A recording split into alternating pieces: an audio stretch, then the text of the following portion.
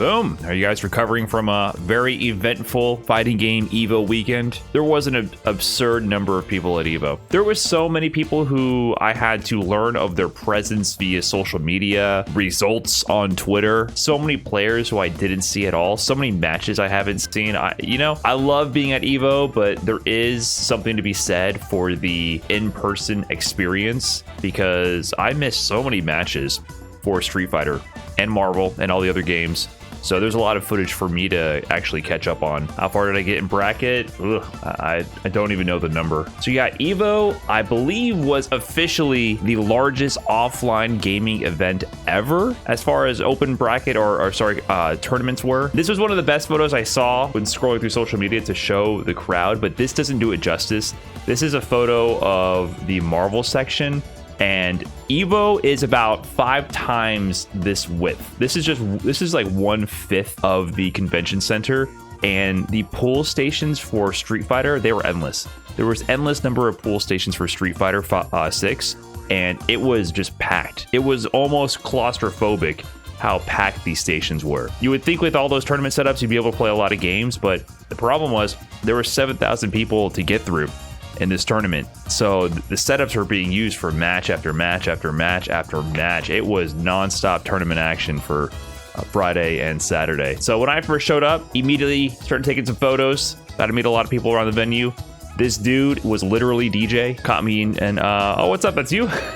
Is that actually you, Kenny? He's in the chat. DJ's literally DJ. Got me and James Chen hanging out. This is day one. You can't see there, but I'm holding my one strapped backpack there on my shoulder because turns out my dog chewed my only good arcade stick bag. This bag I love. I would usually pack all my essentials. I made the video about it, about what you should pack for a tournament about it. You can fit the arcade stick. You can fit snacks in there, all your headphones, hand sanitizer. You could fit a portable monitor and a PS4 in there, or maybe an Xbox console if we were using that these days. And all that weight is sitting on that one shoulder. So I was dying until I finally managed to go buy a new bag. I bought a split frame arcade stick bag. That's all they had at the venue. I gave my bag away. Totakai took it. The JP player got 17th from Panama. And he's like, oh yeah, I can get this fixed. My neighbor will fix it up for me. Made it out of pools and winners. This is, I had to do my Chipotle flex. This promotion is the smartest promotion I have ever seen in the FGC. Giving out these Chipotle cards just makes too much sense. Everyone wants to flex that they got out of pools, so they're all gonna take pictures of their Chipotle cards, and they're so premium. I literally had Chipotle for dinner today, but here's how they get you. You can use the code on the cards to order delivery on their app, but when you get the free entree, total comes down to 0. There's a $10 minimum for delivery. Brilliant. I'm telling you, top to bottom, amazing, amazing promotion. I'm going to spread the brand awareness by flexing that I got the free entree, and then I'm going to end up spending more money anyways because I have to buy 2 entrees regardless. Been out of pools and winners. Pools were pretty smooth. I didn't lose a game. However, in my winners finals of my first pool, I believe this is Akender. I was watching the match prior to the winners finals to see who I had to play. It was, I believe, a modern Ken player or maybe modern Ryu versus a JP player. And this JP player was fucking up the other guy. He was really, really destroying him. And I was like, wait a minute, this guy actually knows how to play, like, really well. So I was actually kind of nervous. And I won 2-0, but these games were close. The first game, I probably should have lost. He went for like a level 2 reset with a throw.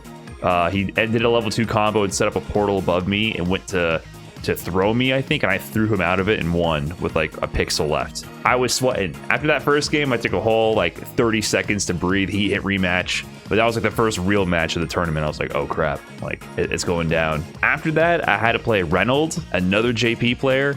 And not gonna lie, I feel like Reynolds was a little bit underseeded. I got hit with a tough match pretty early, but that's the tournaments. I was seeded to beat Reynolds, and he was seeded to like lose right after, and that's not what happened. Reynolds smoked me the first game pretty free because he had an interesting approach to the matchup, and then the next game it went to the final round, and I landed a level 3 conversion very early and had a huge life lead, but he had level 3 with JP. And that means I can't throw any projectiles because he can on reaction level 3 to punish me from full screen. And he started chipping away at my life like that. And then it came down to the final interaction. We both had like 2 jabs worth of health, or I had a bit more out of combos worth. He had maybe a jab worth of health. I went to drive rush at him. He drive rushed the frame after me, but he adjusted his button to a jab when I did a medium. So he hit me like a frame before I hit him. If I had reacted to his green and pressed jab, I would have won that game. But he reacted better than I did, and he won that game, so he won 2-0. So that was a little tough. Went to losers, won a match, and then I got hit with the Rashid pop quiz. John Takeuchi, you know, top player from Japan. Been a long time Rashid main in Street Fighter V, has always been very strong. He picks Rashid on me, and we go once again to the last game, last round. Last time I played him was CEO 2019, and was also last game, last round in Street Fighter V. I was making a comeback. I landed a hit into level 3 and burned him out full screen.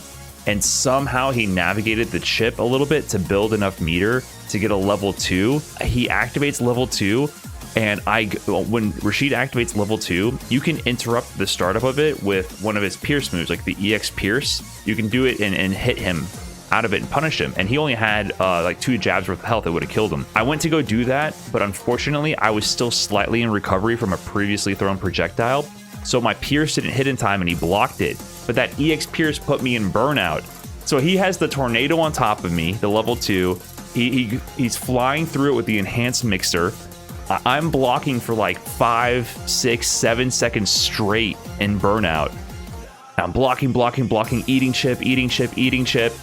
And then I finally attempt to jab him, and I get counter hit and die. And he had like 2 jabs of health left. And he had chipped me down like 20% because I miscalculated the ability to interrupt him. So it was so brutal. I was so close to beating him. He went on a run after that. He ended up getting, I believe, 33rd place. And I think Reynolds also got 33rd. So for some reason, Takeuchi went to losers early, which messed up my flow. The number I got, drum roll please, 193rd place, womp womp. So definitely not the best placing, but that's how it is. When you play these big tournaments, it's more about who did you lose to. I lost to John Takeuchi. What can I say? I wasn't ready for the Rashid. He definitely didn't play Jamie. He played exclusively Rashid. Just like Momochi. Momochi got 13th with Rashid. So people saying, which was including me, I didn't believe any Rashids would make top 32. I was clearly wrong. But, you know, these are very skilled players, Momochi and John Takeuchi. They probably would have done the same or maybe even better without using Rashid. So at least when I lost to John Takeuchi, he had the courtesy of playing a very solid and slow ground game instead of just face rolling on his arcade stick or on his controller, because he probably would have beat me a lot harder by going ham. Leading up to Evo, I was going on win streaks in ranked. Every time my win streak was broken, it was losing 0-2 to a random Rashid. So I was like, hope I don't run into a Rashid at Evo. I got. So it'd be like that. Definitely not the result I wanted. If I had gotten through John Takeuchi, maybe could have gone on a run, but it's tough bracket. But with so many people in the tournament, there are definitely some downsides just by the practical reality of it. Daigo versus Mena RD happening off stream. I don't know what happened here. I haven't seen this match. I believe maybe Hungrybox got the footage, chasing the bag there, put it on his YouTube channel. Mena 1-2-1, amazing set. We've only heard the legends of it. Too many games that are happening all over the place. It's just, there's too much to capture all at once. So things like this will happen at a bracket this large, but this definitely should have been on stream. But beyond that, there were some other issues. Evo is proving that PS5 is not the answer. USB ports are melting like cray. A Kyoku USB on his controller melted. This is not isolated. We need to go PC or Xbox at least. This is my melted controller, just took 1 set. So it's debatable whether this issue is due to the heat or due to users, you know, just overusing the USB ports. But basically what's occurring here, this piece of blue plastic is supposed to be inside the USB port on the PlayStation, and they were snapping off into people's controllers. And, you know, this port here should be completely empty and clear. And so this is getting stuck in people's controllers, preventing them from plugging them into other USB ports, and obviously messing up the USB port on the PlayStation itself. And this is true because this happened to my opponent, Tatsuniko, here in Losers. We sat down to play, and he was trying to plug his controller in, and he was doing the classic, oh, it's not going in this way, let me do the other way. Oh, it's not going in that way, let me try the original way. And then he tried all the ports. Then a TO comes by and is trying all the ports. And I said, hey, let me look at that. And then I saw the blue and I was like, dude, you got a piece of the USB port stuck in your controller. And you could see on the port on the PlayStation, it had come off. And you could see that it was bare on the PlayStation itself. So it was happening. I don't know if it's due to the heat causing some kind of adhesive to melt and come off, or if it's just from people, just like, 7,000 people plugging their controllers in over and over and wearing it down. So there definitely were real issues with some PlayStations out there. But overall, I have to say, I played exclusively on PC for Street Fighter 6 with a high refresh rate monitor, very low latency setup. And I thought it was fine playing on the PlayStation 5 setups. I got used to it very quick, felt fine. I really didn't have an issue with transitioning over to PlayStation 5 for tournament. With Street Fighter 5, going from PC Street Fighter 5 to PS4 Street Fighter 5 in tournament was horrific. Night and day. I would drop every single combo due to the increased input delay, and all my timing would be completely ruined, and the entire first day I would waste dropping combos. So I was concerned that it was going to be the same experience going to PS5, but honestly it wasn't that bad. Obviously there's the practical tournament issues of the hardware messing up, and also some controller disconnects and things of that nature, but the actual input delay felt not too bad. So gotta give at least some props to Sony for that. It's better than PS4. That PS4 input delay was no joke for Street Fighter 5 compared to PC. I also got to do some other things besides Street Fighter 6. I was able to stream Project L. They had a 4-character build. Thanks to Red Bull doing this event with Riot, I was able to stream Project L. And Apology Man, he's working on Project L as a battle designer, sort of testing the balance and providing feedback to the devs about the game. And he basically walked me through all the mechanics and beat my ass for a while. And it was really cool. The game has a lot of interesting, unique character mechanics, which I like. So there's a plethora of universal mechanics for the game. Very interesting tag system, very fast movement options. It feels very fluid, but the characters themselves are all very unique, which I like a lot. So you can definitely explore these characters heavily. And we got to play, a little bit of Echo Ball. I don't know what we're gonna call this. Pretty good. Got a little rally going here. So we messed around in Project L. Seems like a fun game. The people who enjoy team-based games, things like DBFZ, Marvel, they're gonna have a blast with this. It's a little bit less intuitive to me to pick up at first, but with some practice, I'll be able to get the swing of things. Hardy har har. But yeah, it definitely feels extremely fluid. People were asking questions about how does it feel to not have special move inputs, and I don't think you notice it at all. The game is so fast-paced, and there definitely is high execution with the juggles and the way some of the special moves work, that you're moving at such a pace where you don't notice it. I think motion inputs matter for a Street Fighter style of game, much more grounded and about reactions and preempting people's offensive options, where a game like this is going to be about asserting your own offense and movement instead. So I don't think you notice the lack of special move inputs at all in this game. So that was a lot of fun. So shout outs to Red Bull for hooking it up. And then on to the finals. I thought the finals day was amazing overall. With Marvel, I was super happy to see Marvel back in action. Jabril takes Marvel 3, which is awesome to see, because sometimes you want the favorite to win. Jabril, leading into this moment, had been dominating throughout the COVID era and had been winning many events, and was clearly a cut above the rest of the competitors in terms of his skill. I was super happy to see KBR in the mix. KBR, I think, will always be my favorite Marvel player, because I think his team is so hype. But yeah, I guess I would have preferred watching Team KBR flowchart than another Zero May Cry. Shout out to Evasion. I gotta give Evasion some props though. I feel like Evasion he is so strong, but so textbook that he's easy to get lost in the mix. You get what I'm saying? I was happy to see him get as far as he did. The people just were not a fan of the Zero May Cry mirror. I'm happy to see Evasion had his moment. I was hoping for more of a pop-off or something. I wanted to see him show some energy, but some people, they're just all about business. Evasion is a man about that business. Took out KBR, got second place. Liberal Terminator was the other big story. I thought it was going to be a Liberal Terminator Jabril Grand Finals, to be quite honest, but everyone else came too strong. Spartan Throne was there, repping Iron Fist from the UK. That was cool. Munding's been doing his things. So overall, really good top 6. I was hoping for that KBR Jabril Grand Final, so I'm not going to lie. It would have been sick to see. I love me some Team KBR. but still overall awesome tournament. I registered for Marvel. I didn't show up to my pool because it was right before my Street Fighter 6 pool, but largest Marvel bracket of all time.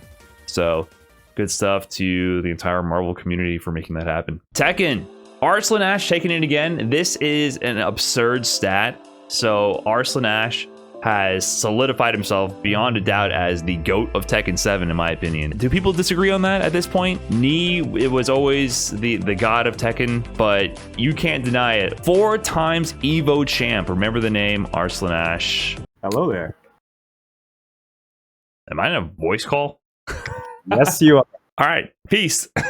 I thought Arslan Ash just came to speak to me from the heavens for a second. What was that? That said, yeah, 4 times Evo champ. So Arslan Ash, he won Evo 2019 and Evo Japan 2019. And then he won Evo Japan 2023 and Evo USA 2023. So both years he won Evo and Evo Japan in the same year. So I think that's an unheard of accomplishment across like any games. To do that twice.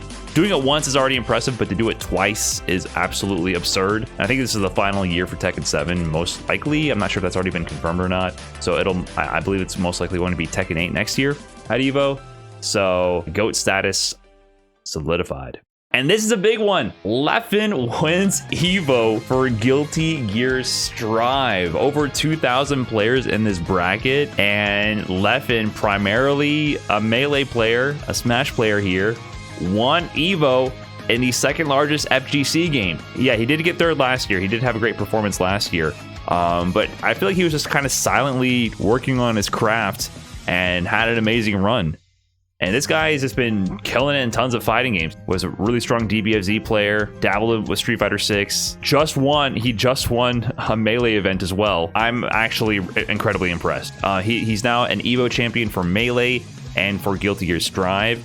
And this has spawned definitely a lot of discussion of, is Leffen one of the GOATs? I think he has a long way to go before that, but this is definitely making a case. This is extremely impressive for me. A lot of the people who are referenced as being like all-time greats in fighting games, they've won Evo titles across many games, and they're definitely more accomplished, I would say, currently than someone like Leffen. But I have to give Leffen credit. I think there is a huge difference in winning an Evo post 2009 than pre 2009. I think that's something that, all respect to the OGs, but there's a different scale to these tournaments based on the different eras. So a lot of Evo wins that people refer to for people like Justin Wong, Reinhardt, Daigo, a lot of those are pre-2009 era. Amazing accomplishments. I don't want to belittle them, but the scale of it all is completely different. So to win in the modern era and 2 totally separate titles, Melee is definitely nothing like Guilty Gear Strive. I think that's an incredible accomplishment. So Leffen, hats off to you, man. That's incredible.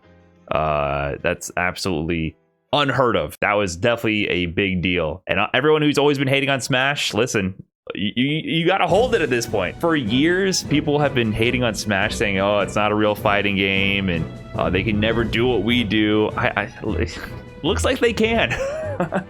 If you can get good at a game, you know how to get good at another game. Learning to learn is a process in itself, so you should never doubt that someone who has excelled in one game can't do it at another. They really, really can. I think we're going to see a lot more of this with Project L. I think we're going to see people coming from all sorts of genres, from MOBAs, from shooters, and I don't think it's going to necessarily be only longtime FGC vets doing well in a game like Project L. So prepare yourself for increased competition. But then on to Street Fighter 6. This venue was amazing. So for the most of the day, I was at the Hawaiian Suite, but for Street Fighter 6, I had to get there and get in the venue, and it was packed. This arena was filled. There was barely any seats to be found. It wasn't like previous years. Previous years, it was definitely very, very crowded, but this was just packed to another degree. And then I don't know what happened, what sparked it, but at one point everyone pulled out their cell phones and was having their concert moment. and it was pretty cool to see. And this top 6 was unreal. No matter which way you sliced it, I think you had a good narrative going into it. Angry Bird, favorite to win right from the gate, and he's always been incredibly strong, super humble, super friendly guy. He's a fan favorite, so people would love to see him win. Punk would be winning one for himself, finally getting a big title under his name after being so dominant for so many years without an Evo or Capcom Cup win. And he also had lost 0 games leading into the final. So in winners, 0 games lost. That's an unreal stat. Also in winners was Kakadu, and he was kind of maybe the villain of the bracket to a degree for playing JP. He had an amazing performance at Red Bull Kumite, and by many accounts is the best player in Japan leading into this event. So he was definitely a favorite to win. And then of course we had Haitani. Also, that's a big story. Haitani, one of the 5 Japanese gods of fighting games, and also playing Modern Chun. So if Modern had won Evo, imagine the story that would be. We also had Tokido making an insane run and always a favorite, you know, former Evo champ, one of the goats of fighting games. And then Mena RD. Mena RD was sent to losers by Kakadu and had an amazing run to make it to top 6. Had previously won CEO, so he's coming up a hot streak. Won Gommel, he was so dominant in so many tournaments and had so much momentum leading into this. Had passionate pop-offs when he made it to top 6. So there was just, no matter which way you sliced it, I think there was going to be an amazing top 6 no matter who won. But I don't think we could have called how exciting it was going to be in action. I think the most cursed man in this top 6 had to be Kakadu. The fact that he got so close so many times to winning and just falling short. He is the man who actually put Mena RD in losers bracket. So the fact that you know, he caused, or he put a pause to Mena's run was huge. And then his match against Tokido, like, what happened? What happened? I gotta pull that up. Hold on. Right. So first off, Kakadu actually lost an extremely close set to Angry Bird 3-2 to go to losers. So he was in a position to put the favorite into losers. And then in losers, he has to fight Tokido. Tokido already made a miraculous comeback the previous round while being in burnout against Kakadu, which, you know, being in burnout against JP is probably the worst possible position to be in. And somehow he was able to make a big comeback at that round and go to the final round. And then this moment was absolutely heartbreaking, or you know, heartwarming, depending on what side of the JP fandom you are on. So he reacts to the fireball, activates level 2, gets the punish, and then goes here for the reset. And the game denied him. The game denied him. Kakadu there. Head in his lap. Tokido with a slight pop-off, sigh of relief. If you don't understand what happened here, JP puts out the trap while performing the combo. And at this moment, this is a target combo. You have an option to do an overhead ender or a low ender, kind of a high-low mix-up. The idea being, when the hits from the overhead or low connects, this trap here should activate, send a spire down at an angle, and cause them to pop up and be juggled for a full combo, which would absolutely lead to death.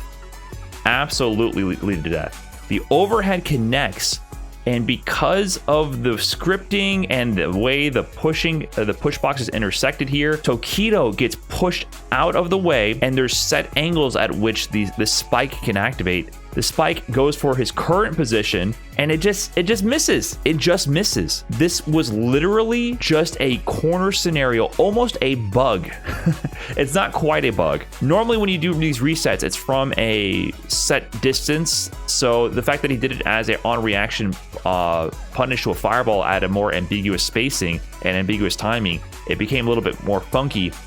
If you do this from a confirmed hit, you'll get this reset every single time. But it's just extremely unfortunate, like almost a 1 in a million scenario for Kakadu to hit at the absolute worst moment, and it does not cause the combo. He tries to recognize the situation, because normally you would be popping in the air right now and you would press Fierce Punch to get a juggle combo, and here he tries to recover with jab, but he doesn't confirm the jabs. He's a little late on the jab confirm, so it's such a scramble situation. If he had just pressed jab here a frame earlier, it would have comboed, and he would have also won from just jab. He wouldn't have even needed the special cancel potentially. That jab might have killed. He thought he had a combo. He goes to cancel the combo, and Tokido, in the absolute final moment, goes for the level 1. and hits him first. Plot armor. This wasn't just this one miracle, it was like several miracles in a row. I could not believe, I was absolutely flabbergasted. Kakadu in pain there. I mean, it's almost hard to believe what happened. I was in my seat, literally flabbergasted. I was shocked. I couldn't comprehend what had happened there. That said, you know, that led to some amazing moments. Because of this, we got to see the stare down. I was, of course, rooting for Kakarot to a degree. He's the JP god, but the storyline kept moving without him. Clash of the Titans. Mena RD and Tokido had to face off in losers bracket, doing the stare down, being the showman they are. The Capcom Cup 2017 rematch, where Tokido lost to Mena, where Mena won his first Capcom Cup Grand Finals and title. Amazing set, Mena took it, and then Mena just kept making comeback after comeback. Punk fell to Mena after a 2-0, being down 2-0, and Mena made a 3-0 comeback. Went all the way to the Grand Finals. Mena secures the reset, hopping between Blanca and Luke. It went down to the final sets, but we see here Angry Bird with Drive Rush Jab was such a huge part of his gameplay. We saw the throw loops come to action, the interruptions from Angry Bird, and Angry Bird did it.